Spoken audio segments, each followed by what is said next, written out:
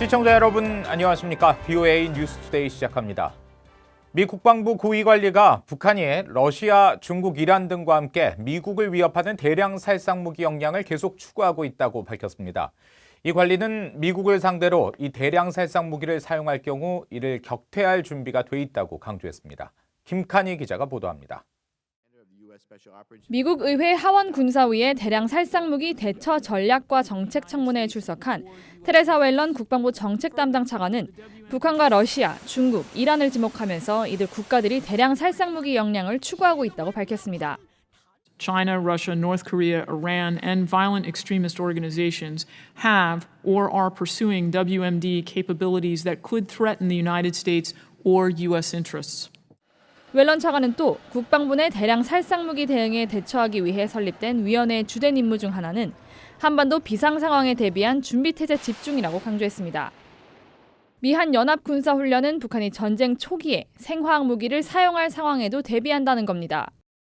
이어 위원회의 임무는 미국을 위협하거나 미국을 상대로 대량 살상무기를 사용하는 상대들을 저지하거나 필요한 경우 패배시키는 것이라고 덧붙였습니다.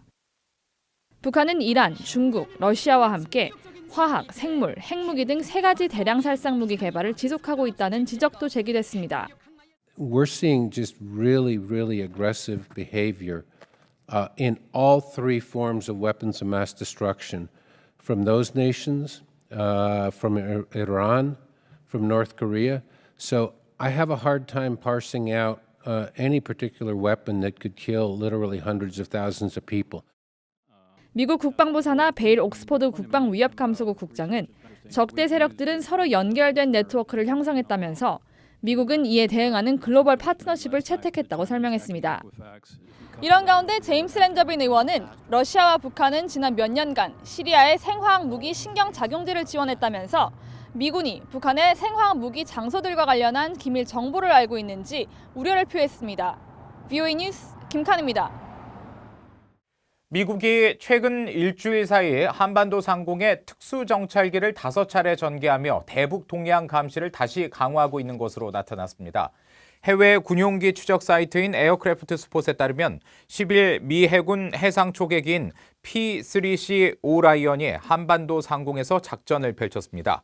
미군은 앞서 지난 5일 공군 정찰기 EAC 조인트 스타즈와 해군 정찰기 EP-3E를 한국 상공에 전개한 데 이어 6일과 7일에도 신호를 수집 분석하는 감청 정찰기 등이 한반도 상공에서 작전을 수행했습니다.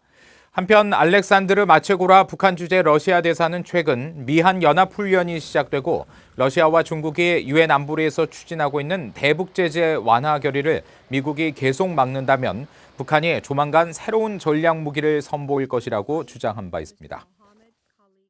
미국 국무부가 해상에서 일어나는 북한의 제재 회피에 대한 관련 업계의 대응 방안을 논의하는 심포지엄을 개최했습니다.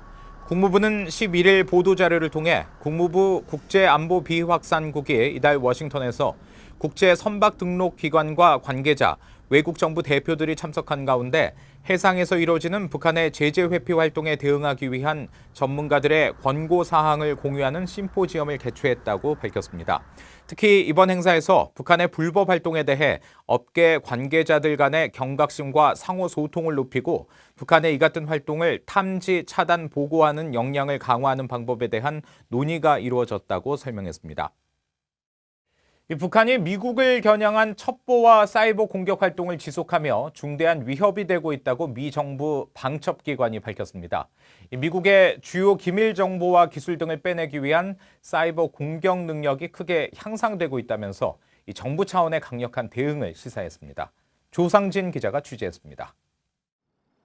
미국 국가방첩안보센터 NCSC는 10일 발표한 국가방첩전략보고서에서 사이버 능력과 감시 기술 발전으로 해킹과 인터넷 정보 조작 등이 미국의 안보에 큰 위협이 되고 있다고 밝혔습니다. 특히 북한을 비롯해 러시아, 중국, 쿠바, 이란 등의 정보기관과 정부 주도 행위자들이 미국을 겨냥해 첩보전과 사이버 활동을 지속하고 있다며 중대한 위협으로 꼽았습니다. 2년마다 발표되는 국가방첩전략보고서에 북한이 연속 포함된 것입니다.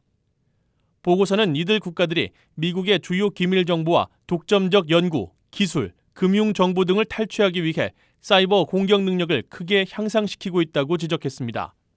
높아진 수준의 사이버 기술과 생체 인식 장치, 고해상도 이미지와 기술 감시 장비, 빅데이터, 인공지능 기술을 이용해 점점 더 정교한 공격을 하고 있다는 것입니다. 윌리엄 에반이나 NCSC 국장은 보고서에서 미국의 핵심 사회 기반 시설과 주요 공급망, 경제, 민주주의 기관과 사이버 분야를 적 공격에서 보호해야 할 5가지 핵심 분야로 꼽고 동맹국과 협력해 강력히 대응할 것이라고 밝혔습니다. 또 이 같은 도전에 대해 정부 관계기관과 민간, 전문가 그룹 등을 통합하는 사회 전체의 공동 대응이 절실히 요구된다고 지적했습니다. 미국 정부는 그동안 북한의 간첩 행위와 악의적 사이버 역량 강화에 깊은 우려를 나타내왔습니다. They've become more and more brazen. I don't think they're an existential threat to us in any way, shape, or form right now. However, they are certainly gaining in capability, increasing in capacity. 보고서는 또 대선을 앞두고 미국 내 여론을 조작하고 민주주의를 파괴하려는 외국 정부의 움직임에 대해서도 경고했습니다. 사이버 활동과 미디어 조작, 정치적 전복 행위 등 관련 위협을 주시하고 있다는 것입니다. 미국 국가방첩안보센터는 북한 등 외국 정보기관들의 도전에 대처하기 위해 공격과 방어 수단을 효과적으로 통합하고 미국의 모든 권력기관들을 활용해 새로운 안보 접근법을 강화해야 한다고 강조했습니다. VOA 뉴스 조상진입니다. 신종 코로나 바이러스로 인한 사망자가 중국을 중심으로 계속 늘고 있는 가운데 북한에서는 관련 확진자에 대한 당국의 보고가 없다고 세계보건기구 WHO가 밝혔습니다. 국제적십자연맹은 북한 측 요청으로 북중 접경 지역에 자원봉사자 500명을 투입했다고 전했습니다. 안소영 기자가 보도합니다. 세계보건기구 WHO는 11일 현재 북한 보건당국으로부터 신종 코로나 바이러스 감염자가 있는지 여부와 관련한 보고를 받은 바 없다고 전했습니다. WHO 평양사무소는 VOA에 이 같은 사실을 밝히면서 북한의 우한폐렴 조기 진단과 모니터링 등이 담긴 가이드라인과 기술 지원을 제공하고 있다고 설명했습니다.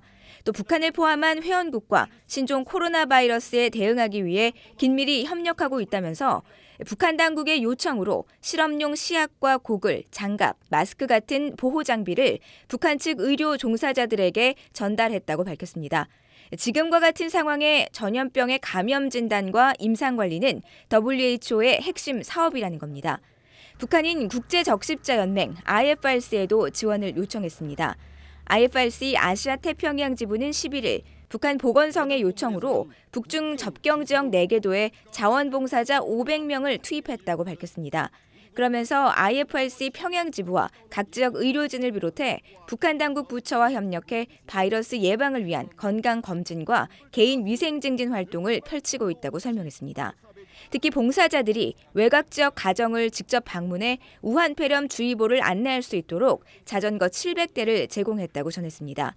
일부 언론들이 평양과 북중 접경 지역인 신의주 등지에서 신종 코로나 바이러스 확진자 발생 가능성을 전하고 있는 가운데 WHO와 IFRC는 북한이 신종 코로나 바이러스가 발병해도 보고하지 않을 가능성이 있느냐는 질문에는 답하지 않았습니다.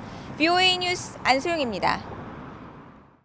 미 국방부는 러시아 외무장관이 한국과 일본 등 아시아 태평양 지역에 미국이 중단거리 미사일을 배치할 경우 대응할 것이라고 밝힌 것에 대해 미래 작전에 대해 추측하거나 언급하지 않을 것이라고 밝혔습니다. 미 국방부의 데이비드 이스트번 대변인은 세르게이 라브로프 러시아 외무장관의 지난 10일 관련 발언에 대한 VOA의 논평 요청에 이같이 밝혔습니다. 앞서 라브로프 장관은 현지 언론과의 인터뷰에서 미국은 아시아 태평양 지역에서 중단거리 미사일 배치를 계획해왔으며 이런 맥락에서 일본과 한국이 거론됐다고 말했습니다. 그러면서 한국과 일본의 미사일들이 배치되면 러시아 전체 영토가 사정권에 들어간다며 우리는 자연히 미사일 배치에 대응할 수밖에 없다고 강조했습니다. 미국 국방부가 미국의 핵전력 현대화에 289억 달러를 투입하겠다고 밝혔습니다.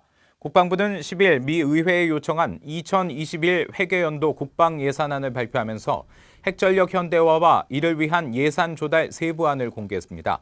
여기에는 핵전력 지휘통신체계 최신화는 물론 신형 B-21 장거리 폭격기와 콜롬비아급 탄도미사일 탑재 잠수함 등 핵전력 전반에 대한 현대화 방안이 포함됐습니다. 이상으로 VOA 뉴스투데이 마칩니다. 함께해 주신 여러분 고맙습니다.